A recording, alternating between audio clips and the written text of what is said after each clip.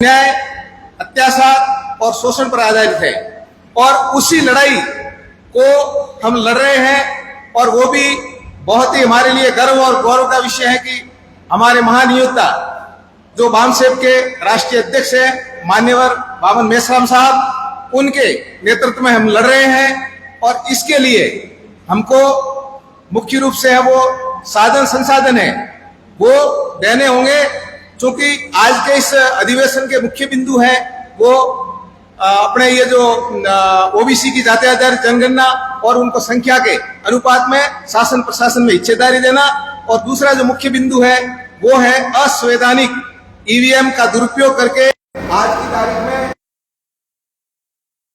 जो पार्टियां मनुवादी है, वो चाहे कांग्रेस हो चाहे बीजेपी, वो शासन कर रही है। क्योंकि ये महत्वपूर्ण बिंदु है और हमारे बीच में माननीय बामन मेश्राम साहब विराजमान है, तो मैं ये बिंदु आपके लिए छोड़ रहा हूं। आप विस्तृत रूप से इस पर चर्चा करेंगे। मैं शॉर्ट में 2 मिनट में मेरी बात को खत्म करूंगा, क्योंकि बारिश का मौसम है, दूर दराज इलाके से लोग आए हुए हैं और इस बारिश के मौसम की नजाकत को समझते हुए मैं मेरी बात को शॉर्ट में समाप्त करूंगा। देखो, हमारे लोग हैं वो आज तक 2 पार्टियों को छोड़ना ही नहीं चाह रहे हैं। मैं एक उदाहरण के माध्यम से आपको समझाना चाहता हूं कि एक व्यक्ति था, वो गधे की पूंछ पकड़ करके खड़ा था और गधा दे लात पे लात मार रहा था। उस आदमी के दांत गिर गए, उस आदमी के मुंह से खून बहने लगा, फिर भी वो गधे का पूंछ नहीं छोड़ रहा था। तो कुछ समझदार लोग बैठे हुए थे, वो उठ के गए, अरे भले मानुस, तेरे दांत गिरा दिए, तेरे मुंह से खून बह रहा है, तू काहे को नहीं छोड़ रहा इस गधे का पूंछ? तो उस व्यक्ति ने क्या कहा पता आपको? अरे भाई साहब, आप मेरे मुंह की तरफ देख रहे हो, मेरे दांतों को देख रहे हो, मेरे मुंह से बह रहे खून को देख रहे हो, लेकिन कम से कम आप तो ये कहा देख रहे हो कि मेरी पकड़ कितनी मजबूत है। तो जब तक हमारे लोग वो नहीं समझेंगे इस बात को और वो पूंछ नहीं छोड़ेंगे, तब तक हमारे समाज का, बहुजन समाज का कभी भी उद्धार होने वाला नहीं है। और आज तो ये तो ठीक है कि वामसेब संगठन है, बामन मेश्राम साहब के नेतृत्व में अपनी लड़ाई जारी रखे हुए, इसलिए आप और हम सब आज इस जगह पे है, नहीं तो न जाने क्या होता।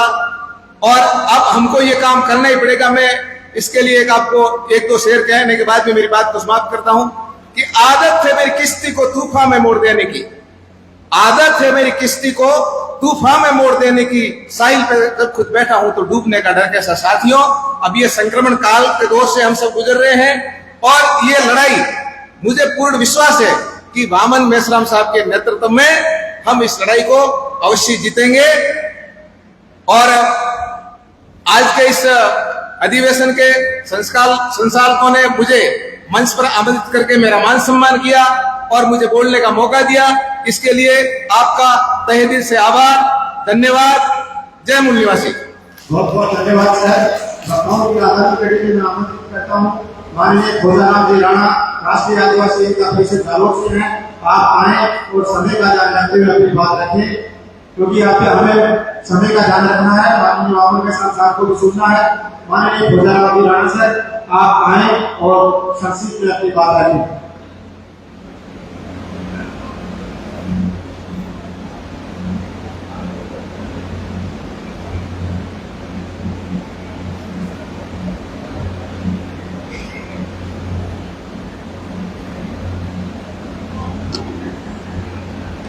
धन्यवाद। आज अपने इस बाड़मेर जिले के 26वें प्रदेश स्तर पर राष्ट्रीय बामन मेश्राम साहब एवं दूर दराज के विभिन्न संगठनों के पदाधिकारी, क्रांतिकारी युवा साथियों, भाइयों और बहनों, पंच पटेलों, युवा साथियों, आज अपने हक अधिकार के माध्यम से अपने संपूर्ण भारत में ही नहीं, विदेशों में भी वामसेब की आवाज उठ रही है और इस भारत के अंदर कांग्रेस एवं बीजेपी के षड्यंत्र को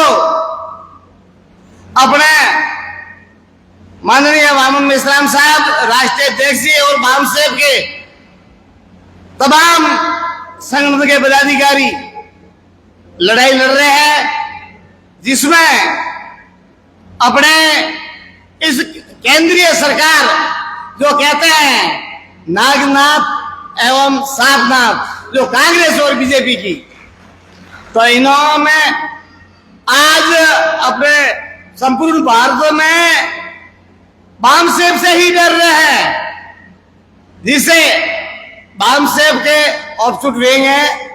बामसेब एक वट वृक्ष है जिसमें आउट ऑफ कंट्री में भी आवाज उठ रही है अपने मूल निवासियों की, और ये बामसेब एक ऐसा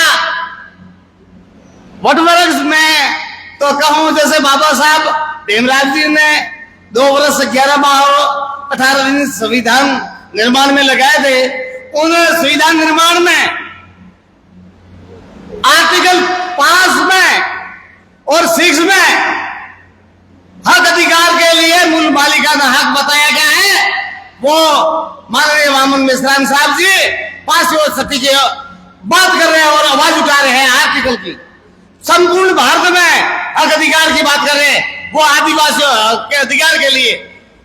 अपने सोशल मीडिया पे, यूट्यूब पे है, पूरे जो प्रत्येक फेसबुक पे, चैनल पे अपन देखते हैं, ऐसे एक ही मिनट माननीय वामन मेश्राम साहब अपने कहीं 5 मिनट व्यर्थ होने नहीं गवाते हैं और हक अधिकार के लिए संपूर्ण भारत में आवाज उठाते हैं और अपने हक अधिकार के लिए। धन्यवाद। इसी शब्दों के साथ मेरी वाणी को मैं विराम देता हूं। अपने धन्यवाद साहब। बहुत ही अब जिनको मैं बुलाना चाह रहा हूँ संक्षेप में सिर्फ विदिन 1 या 2 मिनट में अपनी बात रखें, क्योंकि हमें साथ को सुनना है। और मैं निवेदन करना चाहूंगा हमारे जरूरी प्रदेश कार्यकारी अध्यक्ष भारत मुक्ति मोर्चा जोधपुर जौनपुर क्षेत्र, आप आए अपनी बात रखें। जय मूल्यवासी सभी साथियों को सर्वप्रथम मंच पर बैठे हुए मचासीन एवं आज के बामसेब राष्ट्रीय मूल्यवासी संघ के राज्य अधिवेशन की अध्यक्षता कर रहे आदरणीय वामन मेश्राम साहब का राजस्थान की धरा पर और इस बाड़मेर की धरा पर हार्दिक स्वागत, हृदय की गहराइयों से बारंबार स्वागत। संपूर्ण राजस्थान से एवं बाड़मेर के तमाम गांवों से एवं तहसीलों से पधारे हुए मूल्यवासी बहुजन समाज के महिला, पुरुष एवं भाई, इन सभी का इस टाउन हॉल में राज्य अधिवेशन में हार्दिक स्वागत एवं अभिनंदन। साथियों, बामसेब के द्वारा विगत 45 साल में जो अम्बेडकरी मूवमेंट, अम्बेडकर साहू फुले मूवमेंट का पूरे देश में डे बाई डे 363 दिन जो आंदोलन चलाया जा रहा है, साथियों शायद तक मूल्यवासी बहुजन समाज के इतिहास में तथागत गौतम बुद्धा के बाद में इतना बड़ा मूवमेंट आज से पहले कभी नहीं चला है। ये आदरणीय वामन मेश्राम साहब के नेतृत्व में जो चलाया जा रहा है, ये एक दुनिया के लिए ऐतिहासिक और बहुत बड़ा अपने आप में अहम रखने वाला ये जो आंदोलन चल रहा है। साथियों, आज ऑल इंडिया के 707 जिले हैं, जिनमें से 665 जिलों में जो एक SC, ST, OBC and minority को जो सोशल ऑर्गेनाइजेशन, सोशल और एवं भौगोलिक नेटवर्क का निर्माण करते हुए आंदोलन चलाना, ये दुश्मन के लिए बहुत ज्यादा भयंकर साबित हो रहा है। साथियों, एक दुश्मन की व्यवस्था है जो गैर बराबरी की व्यवस्था है, उसके सामने इक्वलिटी पर, लॉ फॉर इक्वलिटी पर, समता, स्वतंत्रता, बंधुता, न्याय पर आधारित समाज एवं राष्ट्र का निर्माण होना चाहिए। ऐसी व्यवस्था तथागत बुद्धा के बाद में केवल मात्र जो चलाई जा रही है बाबा साहब अम्बेडकर ने चलाई और उसके बाद में आदरणीय वामन मेश्राम साहब ने चलाई। और जो ये व्यवस्था जो चलाई जा रही है, इस व्यवस्था से 5000 साल के इतिहास में दुश्मन अभी आइसोलेशन में, दुश्मन चाहे जाति आधारित जनगणना का मुद्दा हो, चाहे EVM का मुद्दा हो, चाहे NRC CA का मुद्दा हो, दुश्मन आइसोलेशन हो चुका है। दुनिया में जो आइसोलेशन होता है वो पराजित होता है, जो आइसोलेशन होता है वो सुसाइडल होता है, और जो सुसाइडल होता है उसकी पराजित निश्चित होती है। साथियों, 5000 साल के इतिहास में, गौतम बुद्धा के इतिहास में अम्बेडकर फूले मूवमेंट जो एक राष्ट्रव्यापी मूवमेंट बना, दुनिया में जितनी भी क्रांति क्रांति हुई है, 4% लोगों ने क्रांति की है, और भारत में ऐतिहासिक जो क्रांति है वो वामन मेश्राम साहब के नेतृत्व में चलाई जा रही है। साथियों, हमारे को साथ सहयोग देने की जरूरत है। हम इस देश में 85% लोग हैं साथियों, 85% इस देश में चाहे तो शासक वर्ग बन सकते हैं।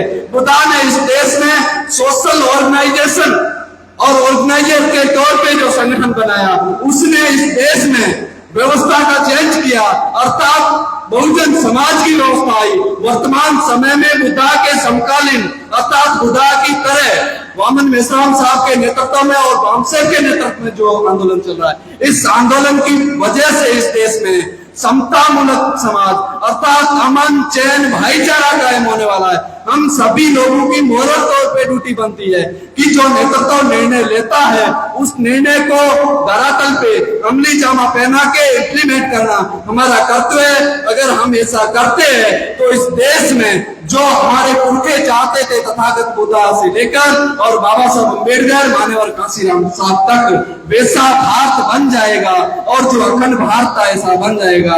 साथियों, वर्तमान समय में जो एक सत्ता पक्ष है, जो रूलिंग पार्टी है, उसके सामने अपोजिशन केवल मात्र वामसेव है। अगर आप इस देश में नेशनल लेवल के इश्यूज देखो, चाहे ईवीएम है, चाहे ओबीसी की जाति आधारित करना है, चाहे 5वीं 6वीं अनुसूची है, या फिर हमारे मौलिक अधिकार है, इनको लेकर कोई काम करते हुए दिख रहा है तो केवल मात्र आदरणीय वामन मेश्राम साहब दिख रहे हैं। साथियों, वामन मेश्राम साहब के नेतृत्व में इस देश में क्रांति होगी और हम आजाद होंगे, ऐसा हम सब लोग जहन में लेके चल रहे हैं और ये 100% होगा।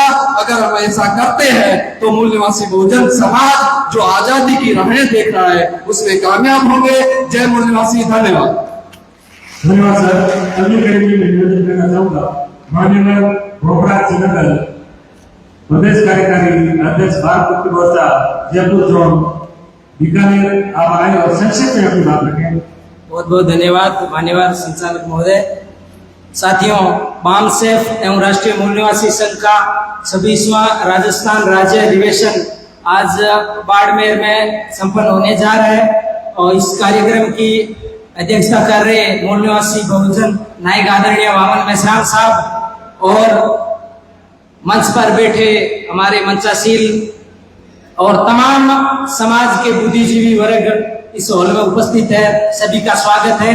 साथियों, ये जो अधिवेशन लगाए जा रहे हैं, आज से पहले 25 अधिवेशन राजस्थान में संपन्न हो चुके हैं और अब ये 26वां राज्य अधिवेशन आज यहाँ संपन्न हो रहा है। साथियों, केवल कार्यक्रम लगाना ही हमारा कोई मकसद नहीं है। मकसद जो हमारे महापुरुषों ने निर्धारित किया था, फुले शाह अम्बेडकर का जो मकसद है, उन मकसद को पूरा करने के लिए साथियों हमें इस संगठन के माध्यम से देश भर में कार्यक्रम चल रहे हैं। पहले प्रबोधन कार्यक्रम चल रहे थे, अब प्रबोधन के साथ साथ अब हमारा संगठन एक्शन मोड में भी है। तो साथियों, हम समय समय पर बड़े बड़े आंदोलन भी कर रहे हैं। जब हमने अभी पीछे जेल भरो आंदोलन भी किया है, भारत बंद भी किया है, इस तरीके से लगातार देश भर में बड़े आंदोलन हो रहे हैं और आज इस व्यवस्था पर जिनका कब्जा है उनकी मीडिया हमें दबाने की कोशिश कर रही है, फिर भी हमारा इतना प्रचार प्रसार हो रहे, हमारे कार्यकर्ता लगातार लगे हुए हैं। तो आज हमारी बात सेंट्रल गवर्नमेंट को भी माननी पड़ रही है। ऐसे बड़े बड़े आंदोलन से भी हमें रिजल्ट मिले। तो साथियों, और परिस्थिति अगर देखी जाए, देश में आज बहुत बेहतर परिस्थिति निर्माण हो चुकी है। साथियों, अब नई शिक्षा नीति आई है, 2020 में लागू हुई लॉकडाउन के तहत। उस शिक्षा नीति के तहत साथियों, हमारे समाज के जो युवा वर्ग आ रहे हैं, उस युवा वर्ग को मजदूर बनाने का कार्यक्रम, पढ़ा लिखा मजदूर बनाने का कार्यक्रम इस एजुकेशन पॉलिसी के माध्यम से हो रहा है। और जो गवर्नमेंट स्कूल है वो बंद की जा रही है। अभी आप उत्तर प्रदेश का देखा हो, राजस्थान में भी पिछले 2-3 महीने पहले का मामला है, एक साथ 450 स्कूलें बंद की थी गवर्नमेंट की। हमारे बीकानेर जिले में भी 3-4 स्कूल ऐसे बंद की गई। ऐसे बहुत सारे बड़े पैमाने पर मामले हो रहे हैं। तो साथियों, अब हमें काम करने की जरूरत है। मेश्राम साहब के नेतृत्व में इतना बड़ा विशाल आंदोलन चल रहा है। साथियों, दुनिया के इतिहास में भी इतना बड़ा आंदोलन खड़ा नहीं हुआ। विश्राम साहब के नेतृत्व में आंदोलन चल रहा है। आप सभी इस आंदोलन में सवाल होंगे, साथ सहयोग करोगे, इन्हीं आशा और विश्वास के साथ आपने मुझे बोलने का मौका दिया। धन्यवाद, आभार। जय हिंद, जय मूल निवासी। बहुत बहुत धन्यवाद। अगली कड़ी में मैं निवेदन करना चाहूंगा मान्यवर धर्मपाल सिंह सोंसली, प्रदेश अध्यक्ष बामसेफ राजस्थान, आप आए और बागड़ों की जगह पर आपका हार्दिक स्वागत और अभिनंदन है और अपनी बात करें। हेलो, धन्यवाद संचालक महोदय। मूल निवासी बहुजन समाज में जन्मे सभी महापुरुषों को नमन करते हुए सम्मानित मंच पर विराजमान अतिथिगण, आज के कार्यक्रम की अध्यक्षता कर रहे माननीय वामन मेश्राम साहब व राजस्थान के अलग अलग जिलों तहसील से पधारे हुए सभी का मैं हार्दिक अभिनंदन और स्वागत करते हुए आप सभी को जय मूल निवासी।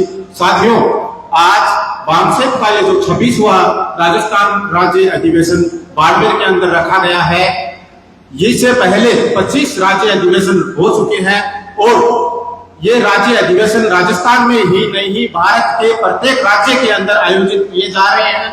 और इस 2025 के अंदर हमने जनवरी से लेकर के राजस्थान के अंदर बड़े बड़े कार्यक्रम किए हैं।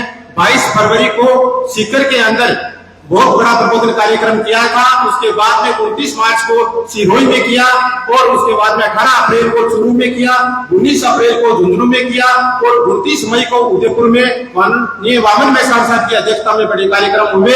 उसके बाद में 29 जून को सीकर में इंडियन मेडिकल प्रोफेशनल एसोसिएशन का राज्य अधिवेशन किया और उसके बाद में ये कार्यक्रम अभी आज चल रहा है। तो साथियों, इन 6 महीनों के अंदर ये बड़े इतने कार्यक्रम हम किए हैं और उसके बाद में जिला स्तर के ऊपर अन्य हर जिले के अंदर छोटे मोटे कार्यक्रम हुए हैं। तो साथियों, अब हमें समझना ये है कि हम ये कार्यक्रम क्यों कर रहे हैं। ये कार्यक्रम करना ही हमारा मकसद नहीं है। कार्यक्रम करने के पीछे का जो मकसद है वो इस देश के अंदर हजारों साल से व्याप्त गैर बराबरी की व्यवस्था को समाप्त करके मूल निवासी बहुजन समाज को इस शासन और प्रशासन में भागीदारी दिलाना है।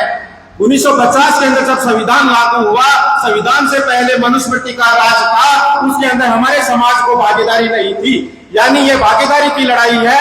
1848 से लेकर 1956 तक 108 सालों का संघर्ष फूले साहब अम्बेडकर ने जो किया था, उसके माध्यम से हमें संविधान दिया और संविधान के पीछे का मकसद हमें भागीदारी दे करके शासक वर्ग बनाना था। तो साथियों, वही मकसद संविधान को इम्प्लीमेंट करा करके हमें बहुजन समाज को शासक बनाना चाहते हैं। वो उसका आधार है संगठन। बिना संगठन के हम संविधान का इम्प्लीमेंट भी नहीं करवा सकते और शासक वर्ग नहीं बना सकते। इसलिए हमें जो हमारे महापुरुषों का उद्देश्य है, हमें शासन करती जमात बनाना था। जैसे बाबा साहब ने कहा था, जाओ और अपनी घर के दीवारों पे लिखो, हमें शासन करती जमात बनना है। क्या हम कहने मात्र से बन जाएंगे? इसके लिए हमें संगठित ताकत का निर्माण करना पड़ेगा। यानी संगठन का वार्ड विस्तार, यानी गांव लेवल तक संगठन को लेकर जाना पड़ेगा, उसकी विचारधारा को लेकर जाना पड़ेगा।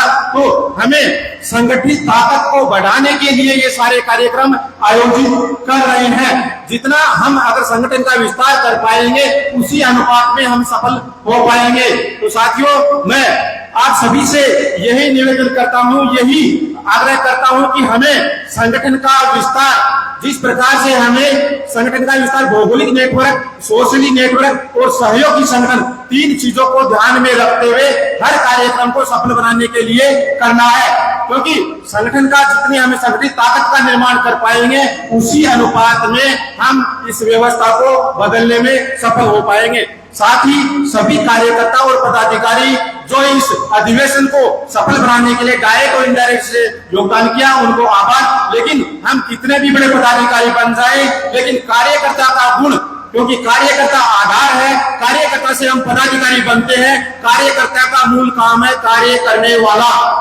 अब हमें अपने सविवेक से निर्णय, अपने सविवेक से आत्मचिंतन करना चाहिए कि हम पदाधिकारी बाद में बने हैं, पहले कार्यकर्ता है। तो कार्यकर्ता के गुण के आधार पर हम कितना समय, श्रम, पैसा, बुद्धि, हुनर, कितना हम इस संगठन को त्याग और समर्पण के साथ में लगा रहे हैं। हमें इन चीजों का ध्यान रखते हुए हमें संगठन को हम देना है। संविधान के बदौलत हमें जो शिक्षा नौकरी और वोट का अधिकार मिला, मात्र हमें शिक्षा लेने के लिए नहीं मिला था, मात्र हमें नौकरी करने के लिए नहीं मिला था, मात्र हमें वोट देने के लिए ही नहीं मिला था, हमें शासन करनी जमात बनना था। शिक्षा का अधिकार इसलिए दिया गया था कि हम समाज पर नियंत्रण रख सके, समाज का नेतृत्व करें, समाज दिशाहीन है उसको दिशा दे, इसलिए शिक्षा का अधिकार मिला था। क्योंकि बाबा साहब ने कहा था my education is for my society. तो हम पढ़े लिखे लोग कर्मचारी बनने के बाद में जो हमें नौकरी का अधिकार मिला वो प्रशासन पर नियंत्रण करने के लिए मिला था। काशीराम साहब ने कहा था डीएम उसका सफल होता है जिसका सीएम होता है, इसलिए नौकरी का अधिकार हमें प्रशासन पर नियंत्रण करने के लिए मिला। तो तीसरा अधिकार वोट का और राजनीति के अंदर प्रतिनिधित्व जो मिला था वो हमें जो संसद है उस पर कब्जा करके उस पर अपने लोगों के लिए कानून बनाने के लिए मिला था।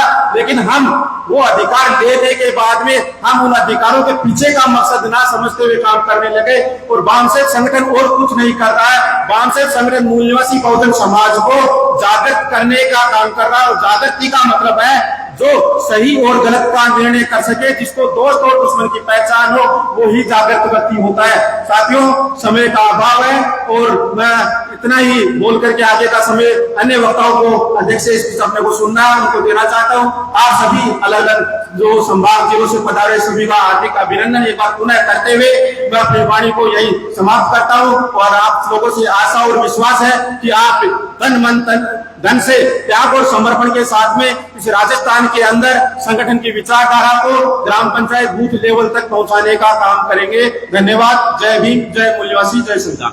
बहुत बहुत धन्यवाद। वामसेफ प्रदेश अध्यक्ष मान्यवर धर्मपाल सिंह चौधरी। व्यक्तिगत निधि देना चाहते हैं मान्यवर मूलाराम सिंह मेघवाल सेंडरी 5000 रुपए देना चाहते हैं साहब को। उनसे निवेदन है कि वो मंच पे आए और साहब को निधि स्वीकृत करें। इसी कड़ी में घटना के तौर पर निवेदन करना चाहूंगा मान्यवर के पासी राष्ट्रीय उपाध्यक्ष एवं एडॉप्शन इंचार्ज वामसेफ राजस्थान, आप आए और अपनी बात रखें।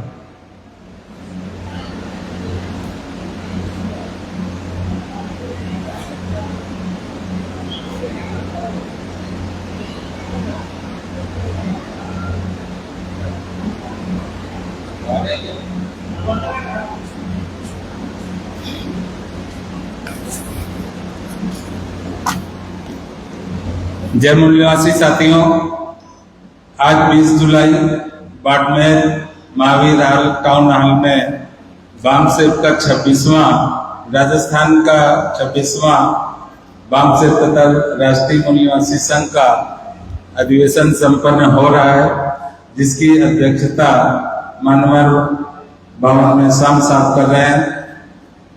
और मंच में सम्मानित सभी साथीगण, हमारे सामने जन समूह, हमारे साथीगण, पदाधिकारी, स्त्री, बच्चे और हमारे साथियों, क्रांतिकारी जय भीम। साथियों, आज जो राज्य अधिवेशन हो रहा है इसके 45 दिन की मेहनत इसमें लगी है। और आयोजक जिला बाड़मेर जो 12 साल पहले राज्य अधिवेशन हुआ था और उसकी यादें ताजा कर रहा है। यहाँ पर पहले की स्थितियां और परिस्थितियां अलग होते हुए भी काफी अच्छा ऑर्गेनाइज किया है। इसमें सभी की मेहनत है, सभी जिलों का सहयोग है और हम लोग यहाँ पर कुछ मकसद के साथ के लिए इकट्ठा हुए हैं। साथियों, जो हमारा एजेंडा है, एजेंडा में मुख्यतः 9 विषय दिए गए हैं, लेकिन हमें देखने से पता चलता है कि इसमें खास ईवीएम का है, ओबीसी की जात आधारित जनगणना का है और आंदोलन तथा अनुशासन आदि के बारे में बताया गया है, जो हमारे आंदोलन और संगठन के लिए बहुत जरूरी है।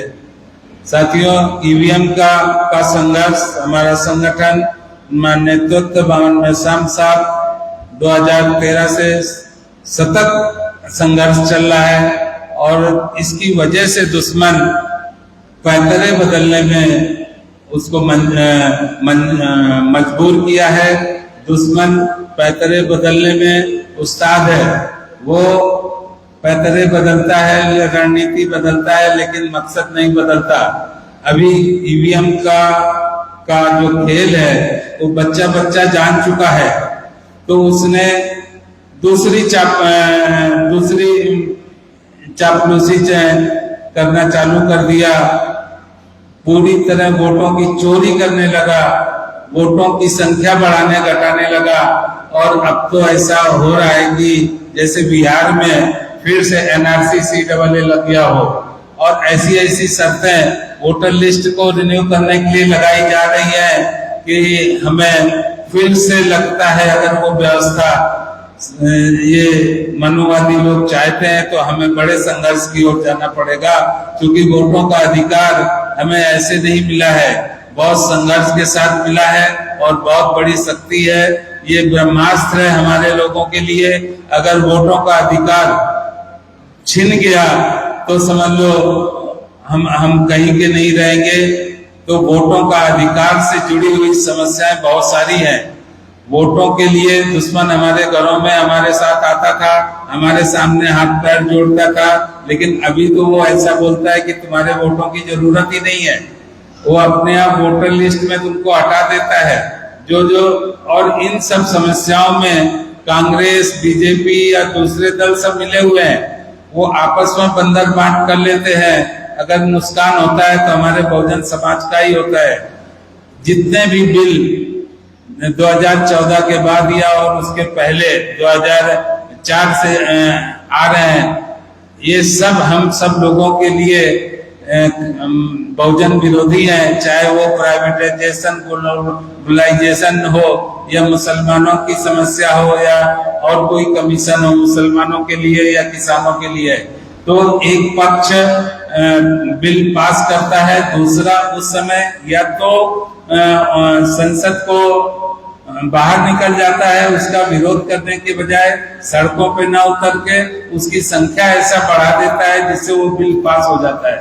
अभी जैसे किसानों का बिल पास हो गया, उनके हित अधिकारों को मारा गया, उस समय कांग्रेस या दूसरी पार्टियों ने क्या किया?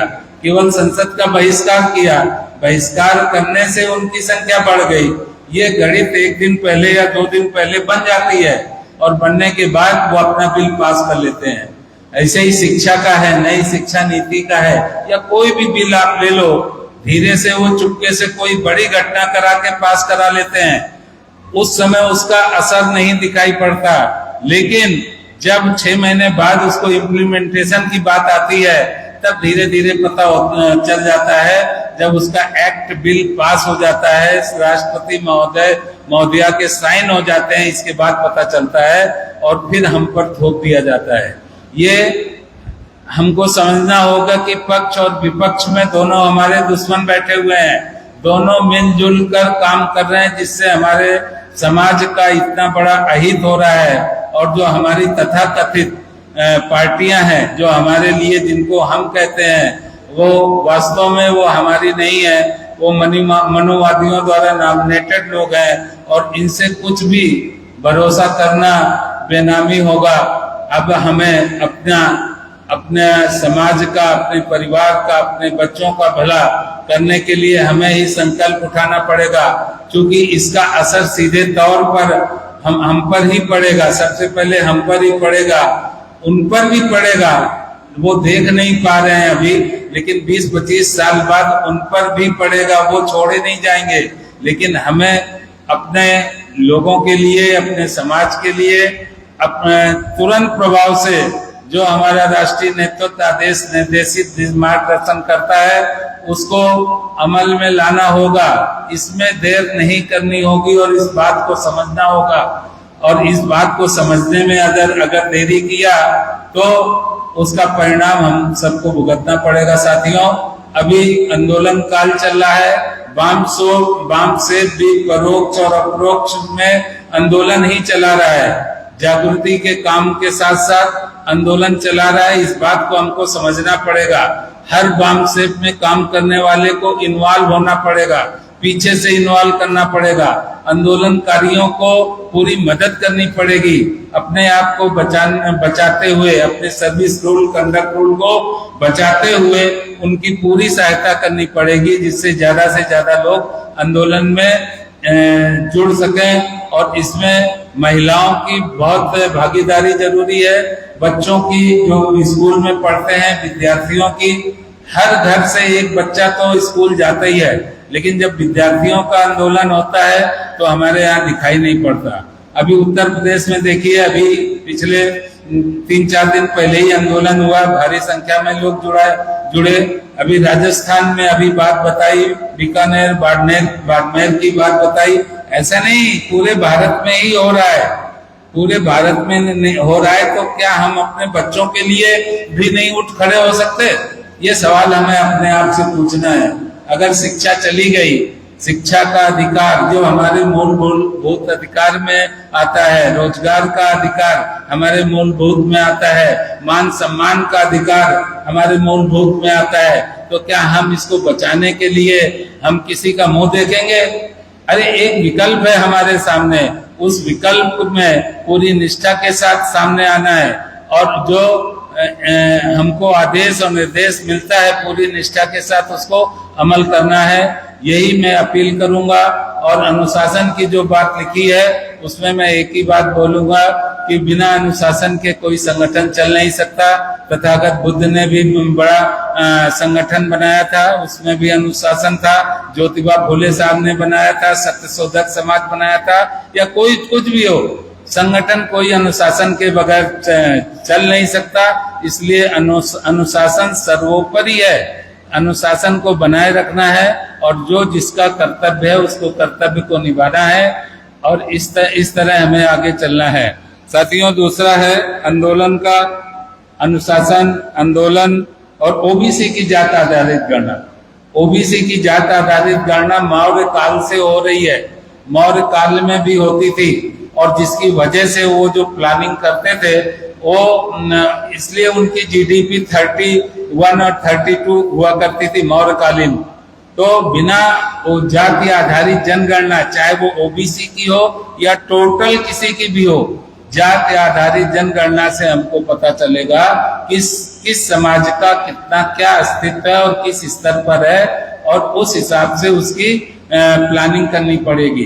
बीजेपी सरकार आते ही प्लानिंग कमीशन को खत्म कर दिया, क्योंकि उनकी इच्छा शक्ति नहीं है। ओबीसी की जात आधारित या किसी भी पूरी भारत की जात आधारित जनगणना, सभी समाज के लोगों की जात आधारित गणना 1872 में अंग्रेज लोग करते थे, फिर 1881 में उन्होंने किया, विधिवत किया, और हर 10 साल बाद करते थे। 1931 में लास्ट जनगणना हुई थी। इसके बाद ये सब मिक्सअप हो गया, कोई हिंदू करके कर रहा है, कोई नहीं कर रहा है, और उसके पीछे केवल ये मकसद है कि हम तो ये कहते हैं केवल ओबीसी की क्यों, सबकी जात आधारित जनगणना करिए। अभी बिहार में देखिए, हम 52% 1931 की जनगणना कहते हैं, लेकिन वहां 64% ओबीसी भाई निकले। तो पता नहीं हमारा दुश्मन 3.5% जिसको हम कहते हैं वो कहीं 2% तो नहीं रह गया। तो हमें इन सब का आकलन करना पड़ेगा, और हमारे समाज को संवैधानिक अधिकार मिले, उसके लिए कौन लोग अवरोधक हैं, किसके खिलाफ हमको लड़ाई लड़नी है, ये हम तय कर सकें। अभी विकल्प हमारे पास है, एक ही विकल्प है भारत में, जो वाम से भारत मुक्ति मोर्चा, जिसका नेतृत्व माननीय बामन साहब कर रहे हैं, जो आपके सामने बैठे हुए हैं, वो बाकी की बातें बताएंगे। मैं केवल आप सभी लोगों से निवेदन करता हूं कि आप लोग विपरीत परिस्थिति में यहाँ अधिवेशन में इतने लोग आए और इस अधिवेशन में अपना शिरकत कर रहे हैं और बातों को सुन रहे हैं, और आगे जो बात बताई जाएगी उसको ठीक से समझेंगे, ऐसी मैं आशा विश्वास करता हूं। हम और हमारा संगठन हमेशा आप लोगों के साथ है, और हम हमेशा साथ रहेंगे। इन्हीं शब्दों के साथ मैं अपना वाणी को विराम देता हूं। धन्यवाद। जय भीम, जय मूल निवासी। बहुत बहुत धन्यवाद मासी सर। अभी हमारे बीच में मान्यवर सरदार प्रदेश कार्यकारी अध्यक्ष बामसेफ मध्य प्रदेश यहाँ पहुंचे हैं। आपका हार्दिक स्वागत और अभिनंदन है। संक्षेप में सिर्फ 2 मिनट में अपनी बात खत्म करें। और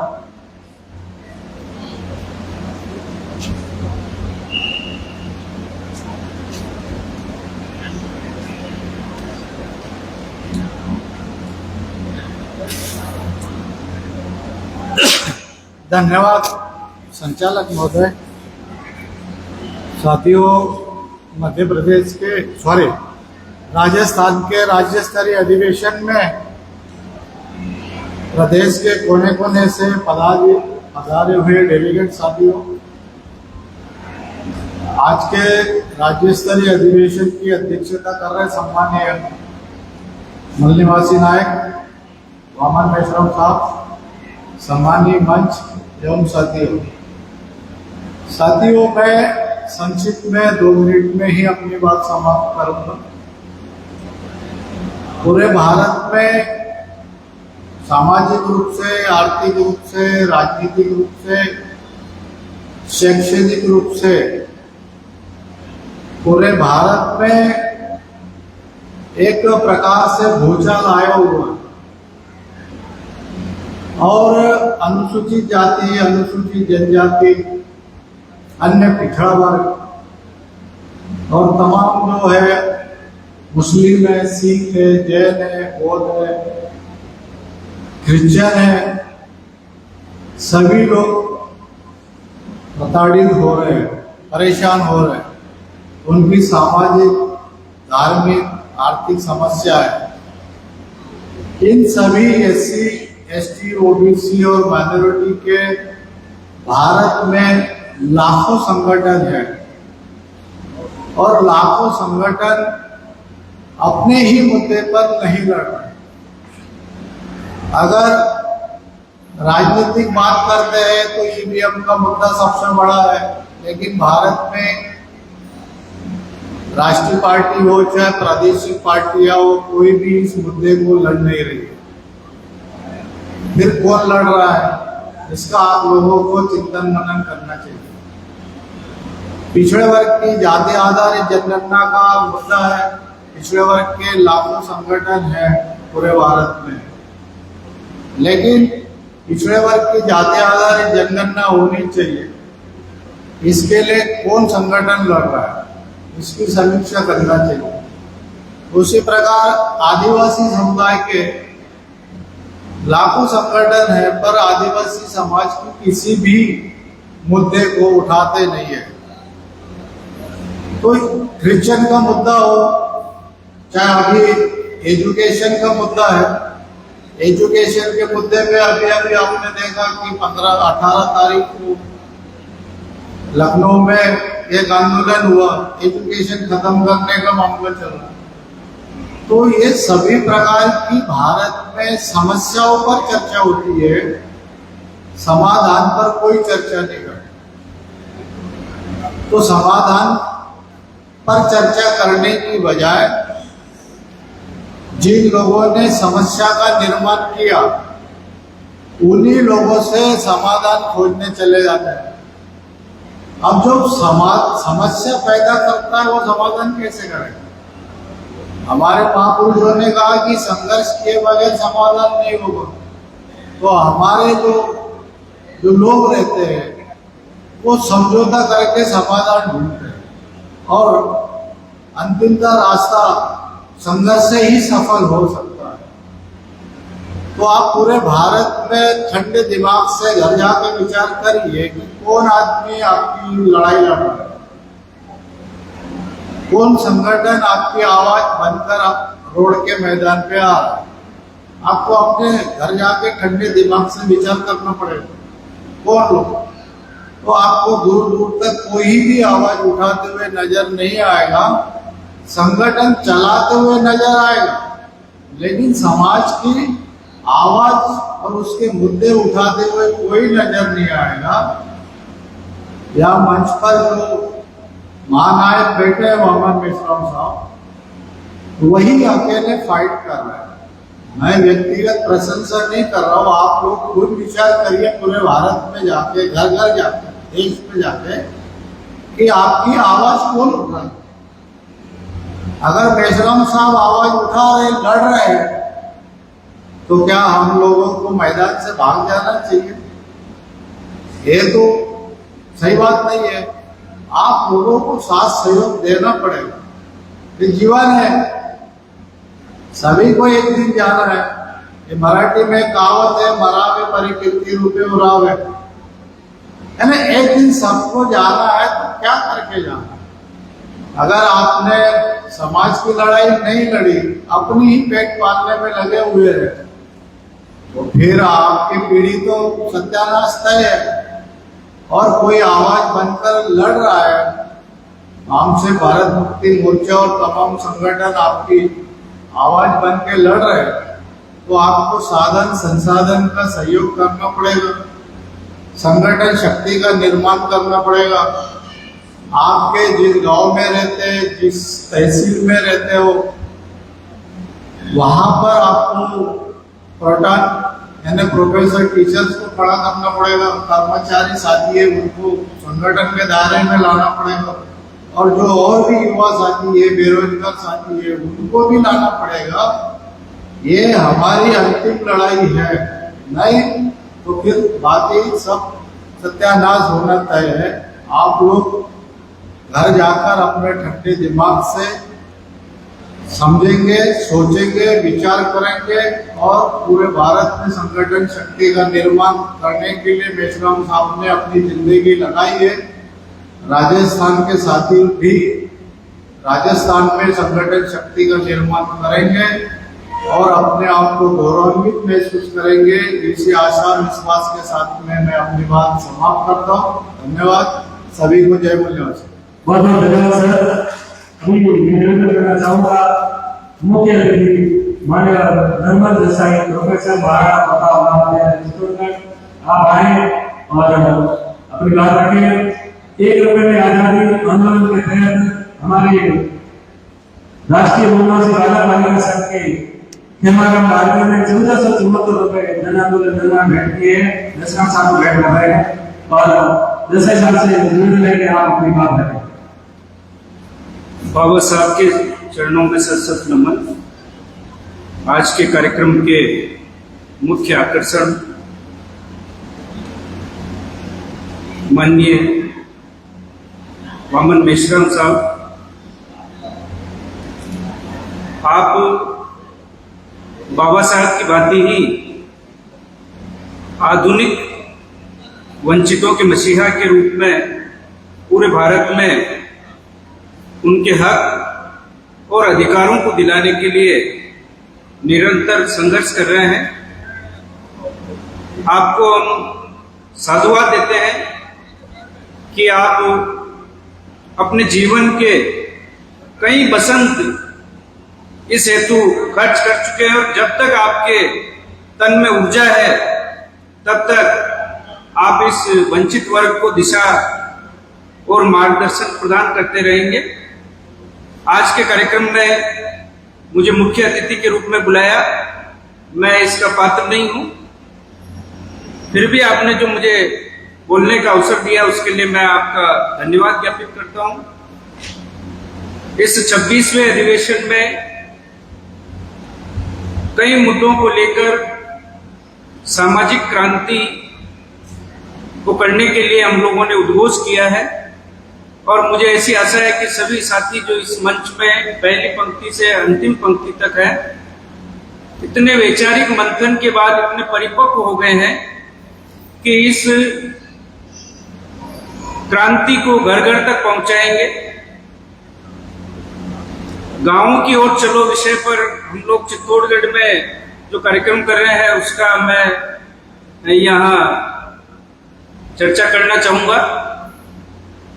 संवैधानिक मूल्यों को लेकर हमने चित्तौड़गढ़ शहर के 15 किलोमीटर की रेडियस के 25 से 30 गांवों में भारतीय संविधान की 1000 परिवारों में बुकलेट बांटी है और उन्हें संविधान में जो अधिकार दिए हैं उन अधिकारों के प्रति 7 बजे शाम से 10 बजे तक इस तरह की बैठकें हम लोगों ने ली और लगभग 1000 परिवारों को वो बुकलेट देकर उनके बीच में जाकर भारतीय संविधान की महत्ता, भारतीय संविधान उनके लिए कितना महत्वपूर्ण है और उनके जीवन में कितना आमूलचूल परिवर्तन इस संविधान के कारण से हुआ है, उन युवाओं को, उन परिवारों को और समाज का जो अंतिम तबका है उस तबके तक हम ले गए। इस प्रबोधन कार्यक्रम के साथ ही हम लोगों ने इसी दरमियान नशा के खिलाफ नशा मुक्ति अभियान भी हम लोगों ने एक बीड़ा उठाया है। हमारे चित्तौड़गढ़ और मेवाड़ में विशेष रूप से भील, मेणा और जो एसटी और एससी की जातियां हैं वो नशे में ज्यादा प्रवृत्त है और पैसा खूब मिलता है, लेकिन उसको जो है नशाखोरी में लगाने से युवा भी अपने जीवन को बर्बाद कर रहे हैं। तो इसको रोकने के लिए हम लोगों ने एक मुहिम चला रखी है। साथ ही हमने आडंबर, पाखंड से बाहर निकलकर शिक्षा की ओर बढ़ो, इसके लिए मोहल्ला पुस्तकालय, बच्चों के लिए मोहल्ले में पुस्तकालय की व्यवस्था कैसे की जाए, 40 से लेकर 50-100 पुस्तकें तक का एक अभियान चला रखा है कि हर मोहल्ले में शिक्षा के प्रति जागृति हो। बच्चा यदि आगे बढ़ना चाहता है तो उसको निःशुल्क शिक्षा मिले और निःशुल्क शिक्षा पुस्तक ही दे सकती है। और वो पुस्तक तक पहुंच बनाने के लिए हमने डॉक्टर अंबेडकर छात्रावास है, चित्तौड़गढ़ जिले का सबसे बड़ा छात्रावास है, वहां लगभग 200 से 250 किताबों का एक पुस्तकालय हमने बनाया है, जहां अनुसूचित जाति और जनजाति के विद्यार्थी रहते हैं। साथ ही जो वंचित तबके की बस्तियां हैं उनमें भी हमने मोहल्ला लाइब्रेरी के रूप में काम चालू किया है और हमारे कई साथियों ने इसमें मदद की है। तो इन्हीं कामों के साथ हम भी माननीय बामसेफ के संस्थापक और अग्रज माननीय मेश्राम साहब के चरणों में हम भी हमारा अपना सर्वस्व न्यौछावर कर रहे हैं। आपके साथ इस मंच पर बैठने का जो मुझे सौभाग्य मिला, ये मेरे लिए बहुत ही गर्व का विषय है। आपके जैसा कि पूर्व वक्ताओं ने बताया कि YouTube पर और Facebook पर कई व्याख्यान और चिंतन आपका आता रहता है, लेकिन आज रूबरू होकर जो आनंद आया उसको मैं वर्णित नहीं कर सकता हूं। आगे का समय चूंकि काफी समय हो गया और हमारे मुख्य वक्ता हमारे बीच में विराजे हैं माननीय मेश्राम साहब, हम सभी अध्यक्ष उद्बोधन को सुनने के लिए बेताब है। तो मैं इसी के साथ अपनी वाणी को विराम दूंगा। जय भीम, जय भीम, जय भीम। बहुत बहुत धन्यवाद सर। अब मैं अगली कड़ी में निवेदन कर रहा हूँ माननीय मकाराम महात्मा, प्रदेश सचिव बामसेफ नई दिल्ली, राष्ट्रीय सचिव बामसेफ नई दिल्ली। अभी सारे लोग सिर्फ अब अध्यक्षता बाकी है, तो कोई भी अपने स्थान से खड़े में हो। सिर्फ कुछ ही मिनटों में आपके सामने मेश्राम साहब बात रखेंगे। धन्यवाद साथियों, मैं ज्यादा बात नहीं करना चाहता। बाड़मेर जिले में हूँ, बाड़मेर जिले में आप लोगों से मेरी बात होती रहती है और आज बाड़मेर जिले को 10-12 साल बाद राज्य अधिवेशन करने का अवसर मिला। तो 12 साल तक इसलिए नहीं अवसर लिया हमने कि दूसरे जिलों को हमने तैयार किया और वही जिला राज्य अधिवेशन हुए। इस बार पासी साहब का आग्रह था कि मैं बाड़मेर में करवाना चाहता हूं, तो हमने कहा चलो हमको दे दीजिए अवसर। तो मैं इतना ही कहना चाहता हूं कि आप जो आज आए हो, ये सारे आप लोग कैडर ही लोग हो और यहाँ ऐसी परिस्थितियों में बारिश भी चल रही है, वो बारिश भी चल रही है, उनका भी गुस्सा है, मगर हमारा भी, हमारे आंदोलनकारियों का भी गुस्सा है।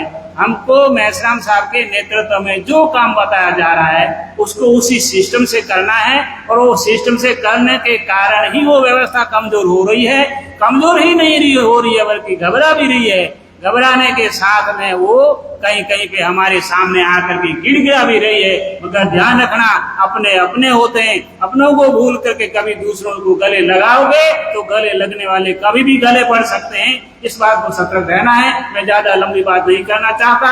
जहां भी वामसेफ का कार्यक्रम हो वहां कृपया समय पर पधारें, ध्यान से सुने और सुनने के बाद में जितना समझ में आए उस पर अमल करने की कोशिश करिए। बाकी वामसेफ पे छोड़ दीजिए। ये वामसेफ आपका, बाबा साहब का आंदोलन सफल करने के लिए रात दिन लगा हुआ है। इसी से आपकी हमारी आजादी संभव है। मैं इतना ही कहना चाहता हूँ। धन्यवाद। जय मुलाकात।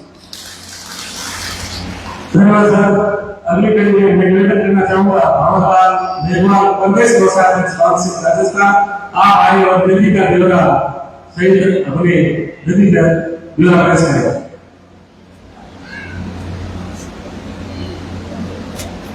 जय मूल्यवासी साथियों, आज बामसेफ के 26वें राजस्थान राज्य अधिवेशन की अध्यक्षता कर रहे आदरणीय वामन मेश्राम साहब और मंचस्थ अतिथिगण। साथियों, इस 26वें राजस्थान राज्य अधिवेशन के लिए जो पूरे राजस्थान से निधि कलेक्ट की गई है वो मैं आपको पढ़ के सुना रहा हूँ जिलेवार। बाड़मेर से 3,13,500, अजमेर से 1,69,200, पाली से 1,30,922, झुंझुनू से 1,08,100 रुपए, सिक्कर से 1,02,150, अलवर से 78,000, बीकानेर से 64,100, जालौर से 46,500, सिरोही से 40,600, जैसलमेर से 19,700, कोटपुतली से 16,159, भीलवाड़ा से 13,200, जयपुर से 13,000, चूरू से 12,000, चित्तौड़गढ़ से 12,000, जोधपुर से 12,100, खेरकल तिजारा से 9,000, राजसमंद से 2,000 और रजिस्ट्रेशन से कुल निधि 22,450 रुपए और 1 रुपए में आजादी से 1,474 रुपए। इस हिसाब से कुल 12 लाख रुपए राष्ट्रव्यापी जन आंदोलन निर्माण निधि संकलित हुई। उसमें से 7 लाख रुपए संगठन के खाते में जमा हो चुके हैं और कैश इन हैंड है 2 लाख रुपए और पाइपलाइन 2,50,000 रुपए। बहुत बहुत धन्यवाद। जय मूल्यवासी। बहुत बहुत धन्यवाद। अभी मेश्राम साहब को निधि सुपुर्द के लिए मैं जिन साथियों के नाम पुकार रहा हूँ वो जल्दी से जल्दी कैश के आए। धर्मपाल सिंह प्रदेश अध्यक्ष बामसेफ राजस्थान, शिव कुमार मौर्य प्रदेश कार्यकारी अध्यक्ष जयपुर जोन, गोमाराम जी रमेशा प्रदेश कार्यकारी अध्यक्ष जोधपुर जोन, तोलाराम जी बाजरिया प्रदेश महासचिव राजस्थान, शिवजनाराम राठौर प्रदेश प्रभारी भारत मुक्ति मोर्चा, ओम प्रकाश वर्मा प्रदेश महासचिव बामसेफ राजस्थान, डॉक्टर सीता कटी प्रदेश कार्यकारी अध्यक्ष उदयपुर जोन कार्यक्षेत्र, नक्शाराम मेहरवाल सीसी सदस्य प्रोटोन, प्रमोद कुमार जिलाध्यक्ष बामसेफ बाड़मेर, मनोज कुमार वासनिक प्रदेश प्रभारी राष्ट्रीय पिछड़ा वर्ग मोर्चा राजस्थान, पारसमल मकवाना जिला महासचिव बामसेफ राजस्थान, एडवोकेट कानाराम भानुपाल जिला अध्यक्ष ILP, हीरालाल बोध प्रदेश प्रभारी बुद्धिस्ट इंटरनेशनल नेटवर्क राजस्थान। आप सारे साथी जल्दी से पहुंचे और साथ को निधि सुपुर्द करें। प्रकाराम जी गोयल प्रदेश उपाध्यक्ष बामसेफ, केला जी कागा प्रदेश उपाध्यक्ष बामसेफ,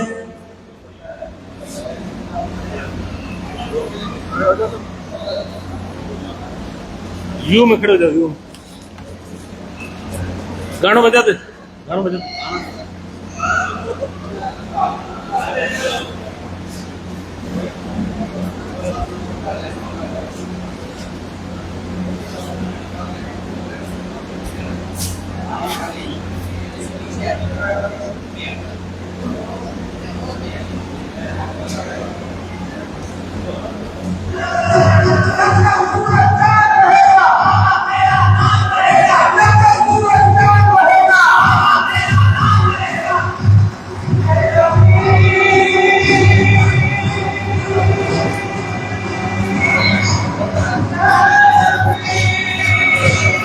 इंतजार की घड़ियां खत्म होने को है।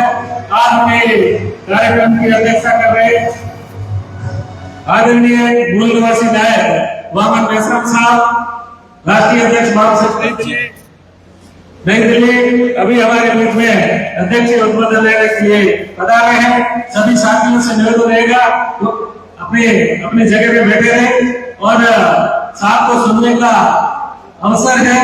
हम लोग अन्य जिलों में नहीं जा सकते, मगर यहाँ आके आप सुन रहे हो, साथ से निवेदन रहेगा कि आज ये कार्यक्रम की अध्यक्षता। हेलो साथियों, बामसेफ का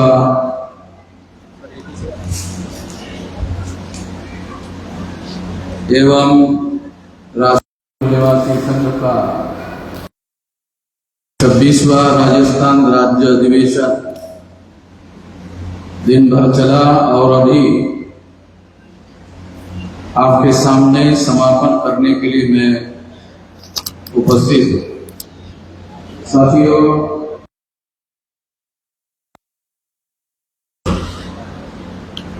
तमाम विषय चर्चा करने के लिए रखे गए हैं। कुछ विषय हमारे लोगों के समस्याओं से संबंधित है और कुछ विषय संगठन के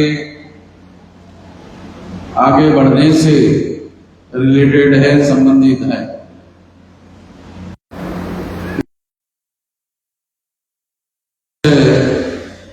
सबसे ज्यादा महत्वपूर्ण है, एक है ईवीएम मशीन का और दूसरा है अदर बैकवर्ड क्लासेस के जो लोग हैं उसकी गिनती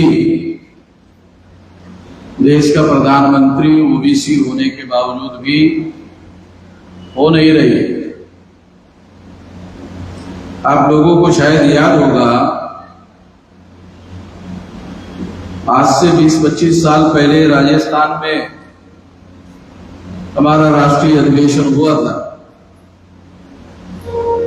और उस अधिवेशन में ओबीसी की जातीय आधारित गिनती का विषय चर्चा करने के लिए रखा गया। उसके बाद हम लोगों ने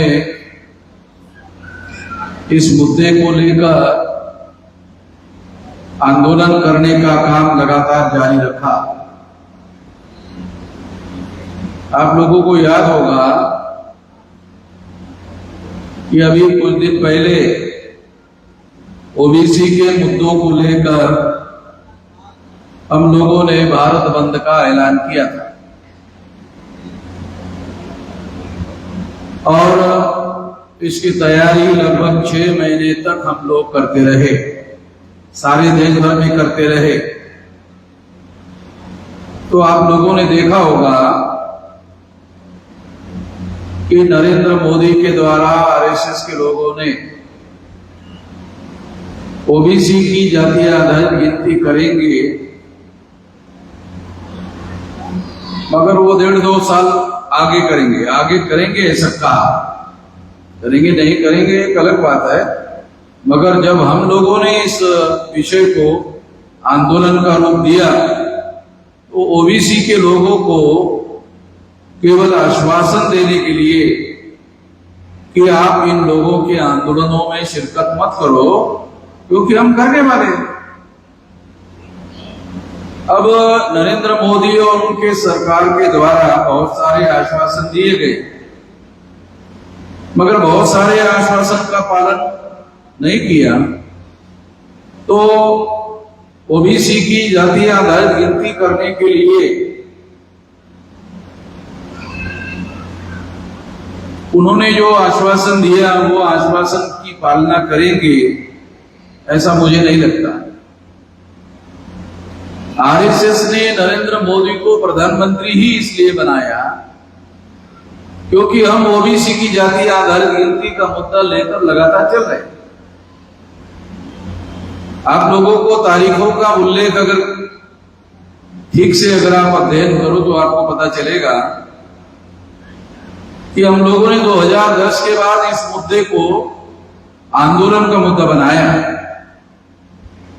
तो आंदोलन का मुद्दा बनाने के बाद आरएसएस ने एक ओबीसी के आदमी को देश का प्रधानमंत्री बनाया, पहले नहीं बनाया। पहले बना सकते थे। हमारे आंदोलन का प्रभाव और दबाव इतना ज्यादा है कि लाल कृष्ण आडवाणी को, जिसकी वजह से सेंट्रल में अटल बिहारी वाजपेयी प्रधानमंत्री बने, आरएसएस ने लाल कृष्ण आडवाणी को कंपल्सरी रिटायर्ड किया। लाल कृष्ण आडवाणी को, एक ओबीसी के आदमी को प्रधानमंत्री बनाने के लिए कंपल्सरी रिटायर्ड किया। आप लोगों ने पता नहीं लाल कृष्ण आडवाणी के कई बार ऐसे फोटो अखबारों में छपे कि वो रो रहा है, मतलब उसके आंखों से पानी निकल रहा है, आप लोगों ने देखा होगा। जबकि लाल कृष्ण आडवाणी को अटल बिहारी वाजपेयी की सरकार में ये कहा जाता था कि पहला लोह पुरुष सरदार वल्लभ भाई पटेल और दूसरा लोह पुरुष लाल कृष्ण आडवाणी। अब लोहे से पानी निकलना बोले तो थोड़ा लोहे से पानी तो नहीं निकलता, मगर लोहे से पानी निकल रहा। तो आडवाणी ने यह सोचा था कि मैं अभी पहल करके, उस समय जब अटल बिहारी वाजपेयी को लाल कृष्ण आडवाणी ने प्रधानमंत्री बनाया, उस समय लाल कृष्ण आडवाणी की वजह से सरकार बनी थी, अटल बिहारी की वजह से नहीं बनी थी। आप लोगों को याद होगा लाल कृष्ण आडवाणी ने राम रथ यात्रा निकाली थी और उसके बाद भारतीय जनता पार्टी को ज्यादा सीटें मिलना शुरू हुआ, तो लाल कृष्ण आडवाणी की वजह से ऐसे हुआ। और जब पूर्ण बहुमत मिला तो लाल कृष्ण आडवाणी ही प्रधानमंत्री बनने वाले थे, मगर लाल कृष्ण आडवाणी ने पहल करके अटल बिहारी को प्रधानमंत्री बनाया। ये सोचकर बनाया कि जब मैं दूसरे आदमी को प्रधानमंत्री बना सकता हूं तो मैं तो कभी भी बन सकता हूं। आरएसएस के लोगों ने ऐसा कौन सा संकट खड़ा हो गया आरएसएस के सामने कि लाल कृष्ण आडवाणी को कंपल्सरी रिटायर्ड करके एक ओबीसी के आदमी को देश का प्रधानमंत्री बनाना पड़ा। वो हम लोगों के आंदोलन का दबाव, हमारे आंदोलन के दबाव की वजह से उन लोगों को कि अदर बैकवर्ड क्लासेस के 52% लोगों का समर्थन अगर बावन मेश्राम को मिल गया तो फिर तो भारत में बदलाव होने को ज्यादा समय लगेगा नहीं। ये सोचकर आरएसएस ने पूरी ताकत लगाकर लाल कृष्ण आडवाणी को कंपल्सरी रिटायर्ड किया और नरेंद्र मोदी जो उस समय गुजरात के मुख्यमंत्री थे उसको डायरेक्ट मुख्यमंत्री से उठाकर प्रधानमंत्री बना। आप लोगों को एक गुजरात राज्य आपके राज्य से सटा हुआ है तो आप लोगों को जानकारी होनी चाहिए, हो सकती है, मगर ये ऐसा सारा कुछ उन्होंने किया। ये ओबीसी का मुद्दा राष्ट्रीय एजेंडा में हम लोगों की वजह से लाया गया, हम लोगों की वजह से आया। नरेंद्र मोदी चाहता तो 2014 में ही ओबीसी की जाति आधारित गिनती कर लेता, उसको कौन रोकता? तो प्रधानमंत्री था। तो प्रधानमंत्री होने के बावजूद भी नरेंद्र मोदी को ओबीसी की जाति आधारित गिनती करने के लिए रोका किसने? आरएसएस। आरएसएस ने मोदी को रोका। क्यों रोका? कि मोदी को प्रधानमंत्री ही बनाया इसलिए ताकि ओबीसी की गिनती ना हो। ध्यान रखो, ओबीसी की गिनती ना हो। ओबीसी की गिनती रोकने के लिए नरेंद्र मोदी को प्रधानमंत्री बनाया। तो ओबीसी की गिनती कैसे हो सकती है? इसलिए साथियों, ओबीसी की गिनती रोकने के लिए नरेंद्र मोदी को प्रधानमंत्री बनाया तो निश्चित रूप से उसकी गिनती नहीं हो सकती। तो अभी दोबारा हम लोगों ने इसको बहुत बड़े पैमाने पर भारत बंद के मुद्दे तक लेके आए, तब आरएसएस के लोगों को लगा कि ओबीसी के लोगों का जन समर्थन तो मिल रहा है इन लोगों को, तो इनको रोकना पड़ेगा। रोकने के लिए नरेंद्र मोदी को यह बताया गया, समझाया गया कि एक ओबीसी के आदमी को देश का प्रधानमंत्री बनाने के बाद भी ओबीसी के लोग वामन मेश्राम की तरफ जा रहे हैं। इसका मतलब अब प्रधानमंत्री का जो झांसा या झुंझुना दिया हुआ है उससे ओबीसी संतुष्ट होने के लिए राजी नहीं है। अब कुछ करना होगा तो फिर उनको ओबीसी की गिनती करने का ऐलान किया कि 2029 को जब चुनाव होगा उसके पहले उसकी गिनती करेंगे, यानी गिनती करेंगे। फिर गिनती किया, ये इशू ले जाकर फिर उनको वोट मांगेंगे, फिर और प्रधानमंत्री बने। ये सारा खेल चल रहा है, तो ये तो हम लोग जान रहे हैं। सवाल केवल ओबीसी की जातीय आधार गिनती करने का नहीं है, केवल जातीय आधार गिनती करने का नहीं है। ओबीसी की जातीय आधार गिनती करने के पीछे मकसद है कि ओबीसी के लोगों को ये समझना चाहिए, जैसे ही बिहार में गिनती हुई ये 64% निकला 52% के बजाय। अगर 64% ओबीसी के लोग हैं और सारे देश भर में अगर ये परसेंटेज निकला और ये लोगों को मालूम हो गया, तो लोग अपने आंकड़ों के आधार पर राज्य सत्ता पर अपने बल पर कब्जा करने के बारे में विचार कर सकते हैं। कोई ओबीसी का समूह करे या ना करे, मगर हम तो ये मुद्दा लेकर चल ही रहे हैं। हमारे से मुकाबला करने वाला कोई संगठन है जो जन जन में जागृति करने का काम करे, गांव गांव में जागृति करने का काम करे? कोई कर तो नहीं रहा है, हमारे अलावा कोई नहीं कर रहा है। इसलिए उन लोगों को ये डर सता रहा है कि गिनती करने का ऐलान करने के बाद हमने काउंटर किया कि इतना देरी से काउंटर करने का ऐलान, अगर आपको बहुत देरी से करना है तो 2-2.5 साल पहले ऐलान क्यों कर रहे हो? कौन है? ब्रह्मा तो तुमको रोक नहीं रहा है, तो कौन रोक रहा है? तुम्हारे पास ही तो सेंट्रल की सरकार है। अगर तुम्हारे पास ही सेंट्रल की सरकार है तो तुम्हें कौन रोक रहा है? ये डिले क्यों कर रहे हो? साथियों, क्योंकि हमारे लोगों की आदत भूलने की है, तो वो ऐसा सोचते हैं कि लोग भूल जाएंगे। अभी तो केवल दबाव जो निर्माण हो गया है कि ये आमन मेश्राम को जन समर्थन ओबीसी का नहीं मिलना चाहिए। कम से कम इतना काम हमको करना चाहिए। अगर ऐसा नहीं हुआ तो ये बहुत बड़ा संकट खड़ा हो जाएगा। मैं आप लोगों को बताना चाहता हूं, कितने देर तक लोगों को धोखा देते रहेंगे? क्योंकि हमारा तो मिशन है, हमारा राजनीतिक रूप से किसी को धोखा देने का कोई मकसद नहीं था। हमारा तो मिशन है, हमारा तो जीवन का लक्ष्य है, जो हम लोग अपने लोगों को जागृत करना चाहते हैं। तो ये लोग जब ओबीसी के नाम पर गिनती नहीं करते हैं, तो उन्हीं ओबीसी के लोगों को हिंदू हिंदू हिंदू हिंदू हिंदू हिंदू हिंदू हिंदू हिंदू हिंदू कहते रहते। एक ओबीसी की गिनती करते नहीं है, करते नहीं है, फिर कहते हैं हिंदू हिंदू हिंदू हिंदू हिंदू हिंदू। वो हिंदू भी नहीं है। दयानंद सरस्वती ने, ये रिकॉर्ड है हमारे पास डॉक्यूमेंट्री, कि हिंदू तो मुसलमानों की दी हुई गाली है। हिंदू जो शब्द है, मुसलमानों के भारत में आगमन के पहले हिंदू भारत के लिटरेचर में शब्द ही नहीं था। वेद, श्रुति, स्मृति, पुराण, रामायण, महाभारत और गीता, ये सारे ब्राह्मणों के ग्रंथ है। ये सारे ग्रंथों में हिंदू शब्द ही नहीं है।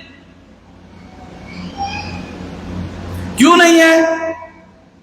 क्योंकि इसके सारे लेखक ब्राह्मण है, मुसलमान नहीं है। मुसलमान होता तो शायद हिंदू लिखता।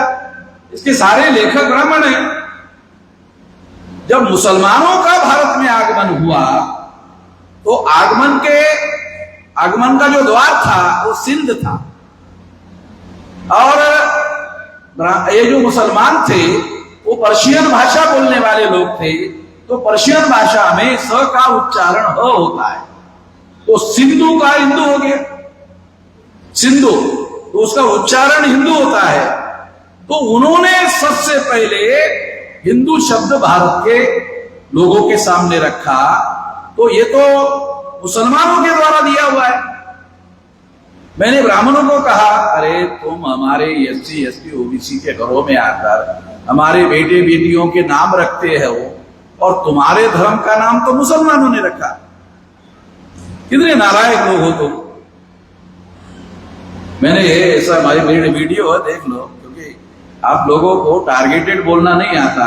आप लोगों को बोलना बहुत आता है, क्योंकि आपके पास कंठ है, तो कंठ है तो बोलना आता है। टारगेटेड बोलना ये गोली चलाने से भी ज्यादा खतरनाक होता है।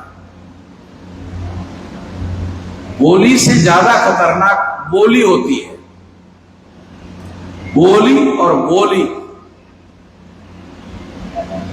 गोली से भी ज्यादा खतरनाक बोली होती है, क्योंकि गोली जिसको मारोगे एक आदमी मरेगा, बोली फैल जाएगी तो लाखों मरेंगे, लाखों उसको स्वीकार करेंगे और फिर उसका प्रचार प्रसार करेंगे। तो ये जो हिंदू शब्द है, ये हिंदू शब्द मुसलमानों के द्वारा दिया है। जब मैंने ये प्रोपेगेंडा शुरू किया, ये मुसलमानों का दिया हुआ नाम, तुम इतने नालायक हो ब्राह्मण लोग, ये अपने धर्म का नाम भी नहीं रख सकते, ये मुसलमानों के द्वारा रखा हुआ है। तो ब्राह्मणों को शर्म लगी, लज्जा लगी, अरे साले तो बराबर तो है। फिर उन्होंने आजकल नया नाम प्रचार में लाया, पता है आप लोगों को कौन सा? सनातन। आप लोगों को ये तो पता हो गया सनातन कहते हैं, ये पता नहीं हुआ अरे जब हिंदू शब्द था तो सनातन लाने की जरूरत क्या थी? मेरी वजह से। जब हिंदू था और सारे लोगों में मालूम था तो नया सनातन शब्द लाने की क्या जरूरत थी? तो मेरी वजह से उनको सनातन शब्द लाना पड़ा। और जब सनातन लाया तो मैंने कहा अरे ये शब्द भी तुम्हारा नहीं है, ये तो बुद्ध का जो प्रवचन है, एस धर्मो सनातनो, ये धर्म सनातन है, ये पाली भाषा का शब्द है। भारत के लिटरेचर में सनातन शब्द संस्कृत में नहीं है, सनातन शब्द पाली भाषा का है। ये ब्राह्मणों को लगा सला ये तो और ज्यादा हम लोग फंस गए। मेरा कहना था कि तुम्हारे पास कोई शब्द ही नहीं है, तुम अपने आप अपने सामने सवाल खड़ा करो कि तुम्हारे पास शब्द क्यों नहीं है, क्योंकि तुम यहाँ के रहने वाले ही नहीं हो, तो यहाँ का शब्द तुमको कैसे मिलेगा? तुम यहाँ के रहने वाले ही नहीं हो, तुम यहाँ के मूल निवासी नहीं हो, तुम विदेशी लोग हो। अंग्रेज विदेशी थे, ब्राह्मण भी विदेशी है। ब्राह्मण अंग्रेजों से ज्यादा खतरनाक विदेशी है। ब्राह्मण और अंग्रेज, अंग्रेज विदेशी थे, ब्राह्मण भी विदेशी है। ब्राह्मण अंग्रेजों से ज्यादा खतरनाक विदेशी है। अब बोलेंगे क्यों? क्योंकि अंग्रेजों ने 6,500 टुकड़े जाति के नाम पर हमारे नहीं किए, ब्राह्मणों ने किए। इसलिए अंग्रेजों से ज्यादा खतरनाक ब्राह्मण।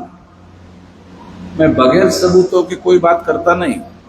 ब्राह्मणों की ये डिफिकल्टी है कि मैं बगैर सबूतों के कोई बात नहीं करता, इसलिए मेरे खिलाफ कोर्ट में केस भी नहीं होती है।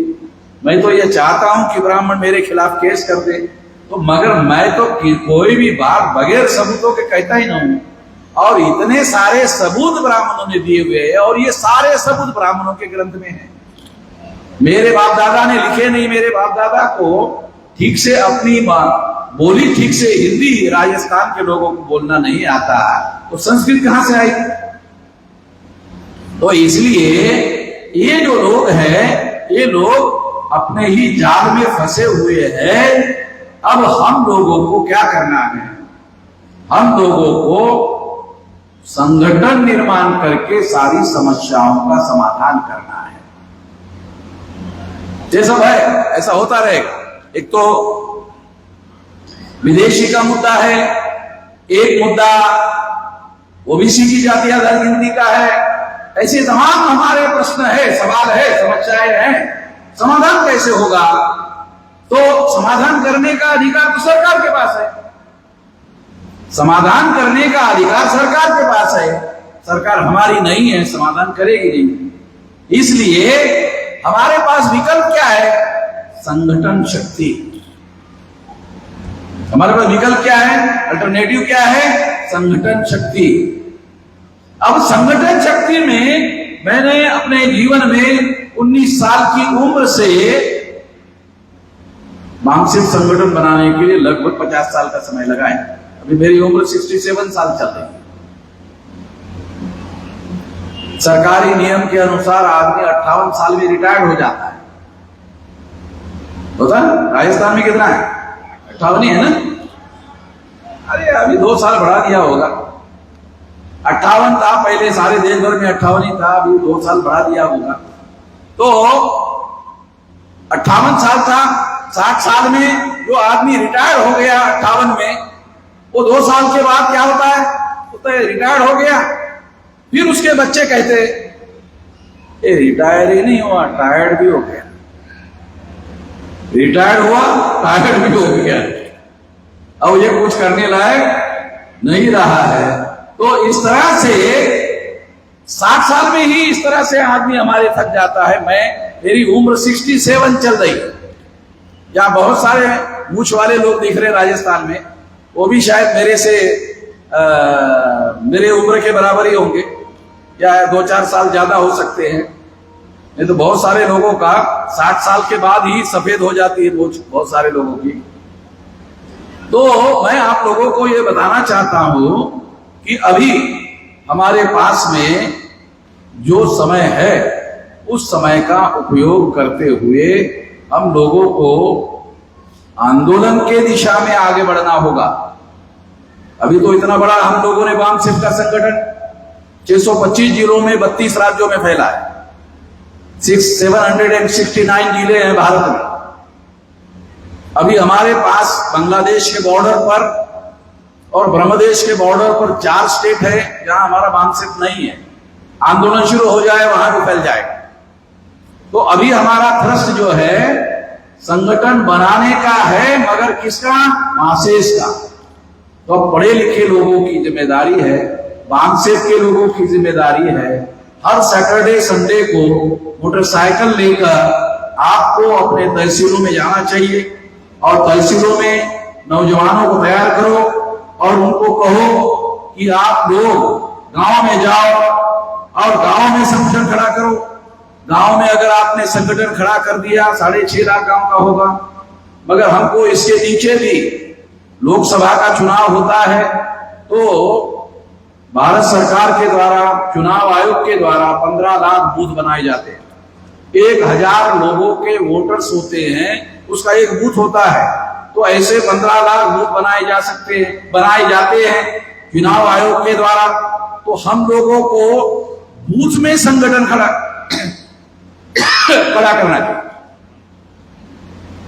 बूथ में संगठन खड़ा करना चाहिए।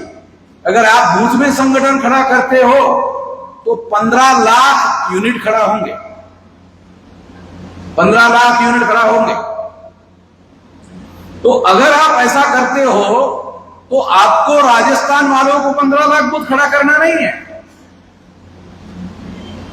36 राज्यों में 15 लाख बूथ खड़े करना, तो आपको राजस्थान की जिम्मेदारी है। आपकी जिम्मेदारी राजस्थान की है, सारे देश की नहीं है। ये तो आप लोग सोच रहे होंगे 15 लाख, अरे तो नहीं हो सकता, क्योंकि हमारे लोगों की शुरुआत कहां से होता है, अरे तो नहीं से शुरू करते हैं हमारे।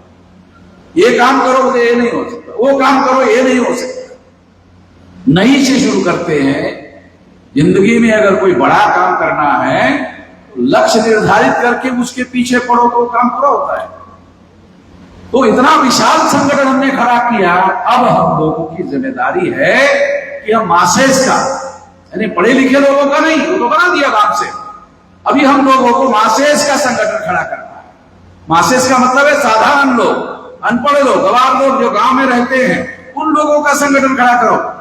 और उन लोगों का गांव में संगठन खड़ा करोगे, 6.5 लाख गांव में संगठन खड़ा होगा। अगर बूथ लेवल का संगठन खड़ा करना है, 15 लाख बूथ में होगा। और इससे आगे संगठन, इससे आगे और बनाया जा सकता है। क्या करना होगा, एक बूथ में शेड्यूल कास्ट के वोट हो सकते हैं, मोस्ट बैकवर्ड शेड्यूल कास्ट के वोट हो सकते हैं, एक्सट्रीम बैकवर्ड शेड्यूल कास्ट के वोट हो सकते हैं, उसके बाद शेड्यूल ट्राइब के होंगे, उसके बाद मोस्ट बैकवर्ड शेड्यूल ट्राइब के होंगे, एमबीसी के होंगे, ओबीसी के होंगे, और मुस्लिम, सिख, ईसाई, बुद्धिस्ट, जैन, लिंगायत, ऐसे लगभग 14 सामाजिक समूहों के 1000 वोट में 14 सामाजिक समूहों के 14 संगठन खड़े कर सकते हैं। अगर आप ऐसा करते हो तो ये लगभग 2 करोड़ सामाजिक समूहों के समूह तैयार हो जाएंगे। 2 करोड़। अगर एक सामाजिक समूह में 10 लोग शामिल करते हो तो 2 करोड़ इंटू 10 20 करोड़ लोग।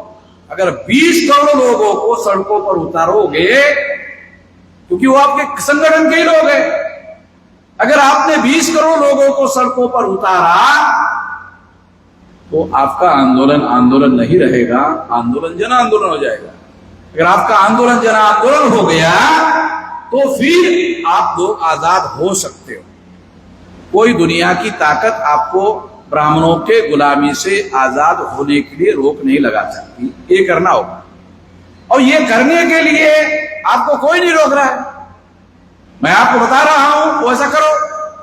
एक बार गांव में जाकर आप अगर लोगों को समझाओ, शेड्यूल कास्ट के लोगों को जोड़ो, शेड्यूल ट्राइब के लोगों को जोड़ो, ओबीसी के लोगों को जोड़ो, माइनॉरिटी के लोगों को जोड़ो, अगर आप ऐसा करते हो तो ये इतना विशाल संगठन खड़ा होगा।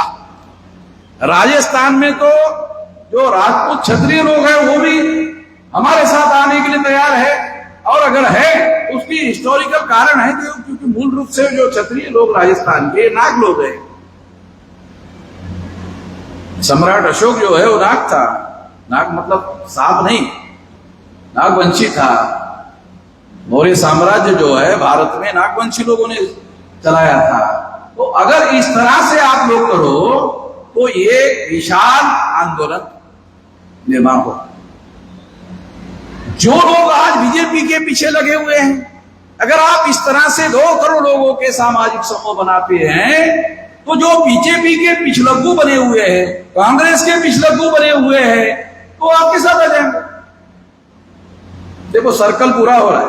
कांग्रेस ने बहुत देर तक राज किया, अभी बीजेपी के लोग राज कर रहे हैं, अभी तीसरा आएगा। अभी तो कांग्रेस हो गया, फिर बीजेपी आ गया, अभी जो कोई सामने आ जाता है तो उसकी कलई खुल जाती है, और वो जो धोखाधड़ी करता है लोगों को मालूम हो जाता है, फिर लोग उसके निराश हो जाते हैं, और तीसरा विकल्प खड़ा हो जाएगा। तो हमारे अलावा कौन है विकल्प? हम तो उसी की तैयारी कर रहे हैं।